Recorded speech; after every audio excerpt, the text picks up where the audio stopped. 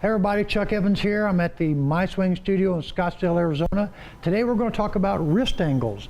And your wrists are always going to be in one of three areas. So let me explain what those are. In my terminology, your wrist can either be level, cocked or uncocked, flat, bent or arched, or vertical, turned and rolled. So you may use other terms, and that's okay too. In the biomechanical world, you'd have everything. This would be neutral, right?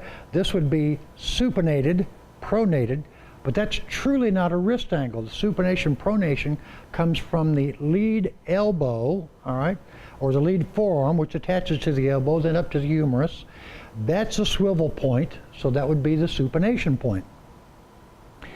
Then you also have from here, you also have what we call level, and you have flexion, and you have extension, right? So it's always going to be in one of those conditions. So at address, you see a number of different things. You'll see players start with the club basically at their mid-body point, and at that, you would see the lead wrist bent, or in extension in bio terms, and you'd see the trail wrist neutral to maybe a little bit of flexion, and it's called flat in my world. And then you have people that set the club down how it's designed. Well, the trail wrist is slightly bent or some extension. The lead wrist is flat, okay, or neutral in the bio world. Then you have people that set up for chip shots or something where they'll move the handle way forward. Now you've got that trail wrist severely bent or in a lot of extension, and the lead wrist is slightly arched or in flexion. Again, you can use your own terminologies. So from there, you'll see people take it to the top, and when they get to the top, you're going to see a couple of different things too. You're going to see people with the lead wrist bent or a little bit in extension. You're going to see it neutral, or in some cases, you're going to see it like Lee Trevino, for example. You're going to see a lot of flexion at the top. Good players, no matter what they do up here, typically move that lead wrist into flexion, okay, or arching in my world, coming down. So what we're going to do is I'm going to show you a couple of things on the MySwing system with the avatar. So let's take a look at it. All right, so now we have the avatar up of the MySwing professional system.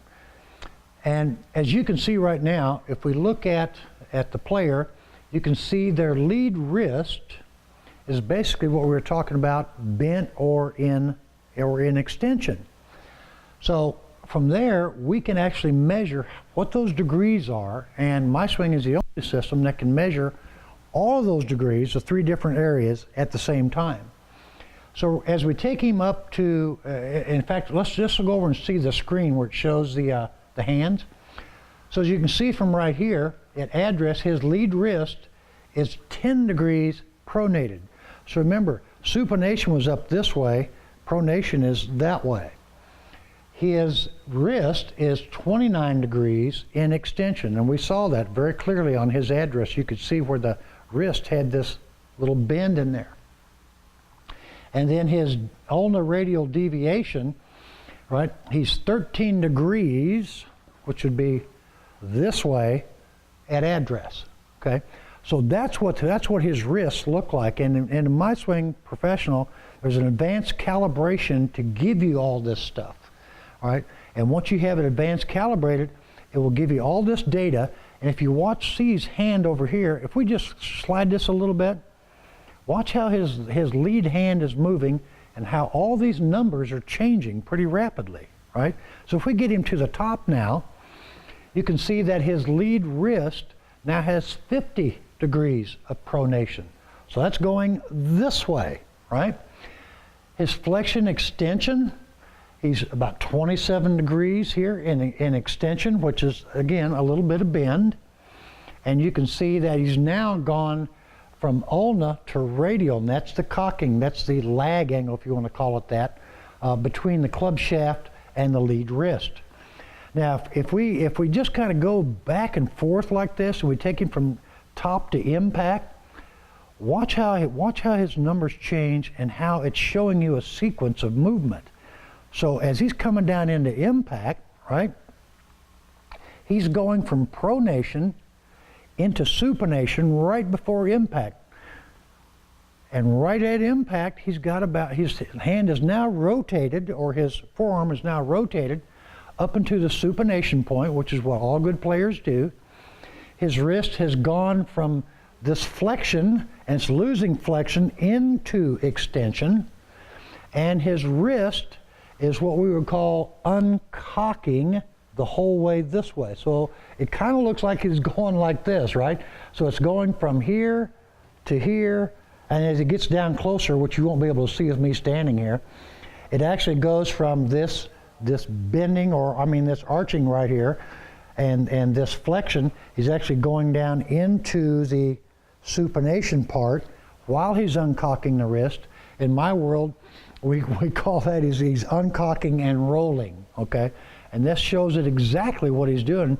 And again, you watch his hand motion, and then this tells you the numbers that each one of those pieces are doing.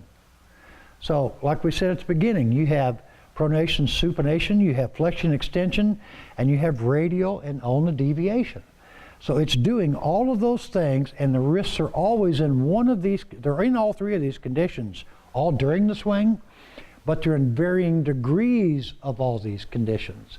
And like I said, the MySwing Pro is the only one that's going to give you all three of these, and you can do this while you're training your students. Great system.